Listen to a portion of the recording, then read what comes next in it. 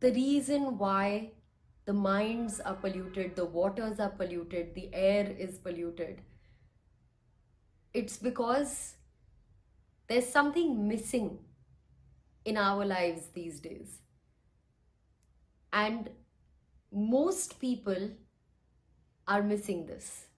And these things that we are missing are patience, persistence, hard work, sincerity, honesty. The thing is, we get so lost in this world full of arguments and egos and I am right and that one is wrong and this one is right and that one is wrong, and that we lose the purpose of everything. We lose our own essence. We lose our own purity, divinity. When we lose our own purity and divinity, we are going to create pollution in our minds and ultimately in the world. And that is how the Ganga is polluted. At the core and at the crux of a human being, human beings are symbols of life as well. Human beings are the children of God. God created us. So naturally, there is divinity within us as well. It's just the matter of time that we connect. A lot of our society has lost this connection of divinity. There are a few wires, I guess, which have broken. Until the time we don't connect these wires together, the pollution in the mind won't go away. If you think of the society, there are three groups of people, three types of groups of people. So when you're looking at the Ganga flowing, there's a group of people who would stand next to the Ganga, look at it, and talk about all the negativities. They will talk about how dirty the Ganga is. They will talk about how the mentality of the people is so wrong, that they are going into the water, polluting it, coming out. So they will have this conversation. They will blame everybody. They will blame everybody but themselves, and they will go back to their homes, switch on their ACs and just be fine. The second type of people are the ones who will take a bar of soap, enter the Ganga, wash their clothes, wash their family's clothes, and basically these are the ones who don't think about anything. They will go and pollute and not even know that they have polluted. But there's a third group of people, which is a very small group. This group of people actually get up and take some action.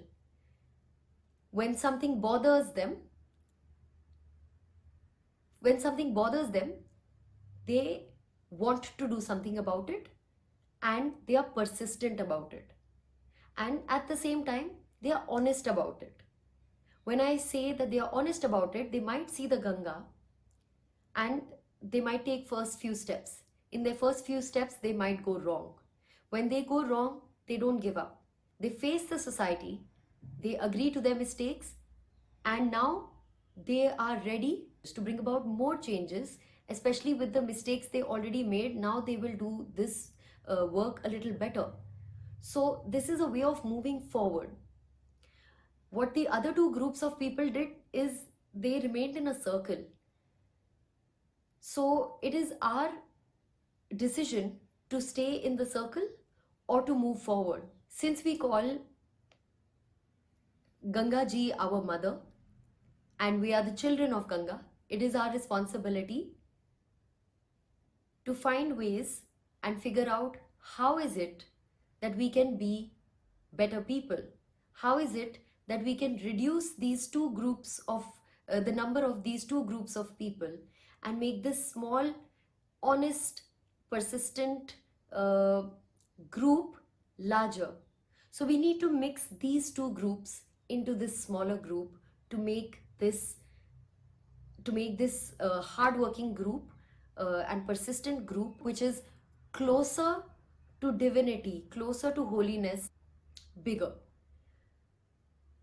When this happens, when this group of conscious people, compassionate people increases, then the minds of the society will be less polluted. Then the pollution in the minds of the society will reduce and ultimately, hopefully, diminish.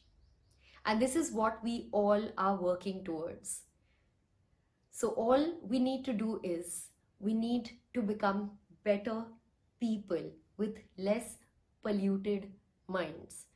And how do we do that? We do that by following Guru Maharaj's footsteps, by following his beautiful words of giving yourself to meditation. And we can do that by knowing ourselves. When we know ourselves, we don't need to hide our mistakes. We only accept our mistakes and we move on further. Human beings are full of light and darkness, but it is up to us what we choose to go towards. Should we go towards darkness or should we go towards light? You must always choose light. And by doing meditation and by following satsangs and staying true to the essence of satsangs, we will all be in a much better place and we will prepare our future generations, our children, to be better people so that we are not harming our society, ourselves, and our planet.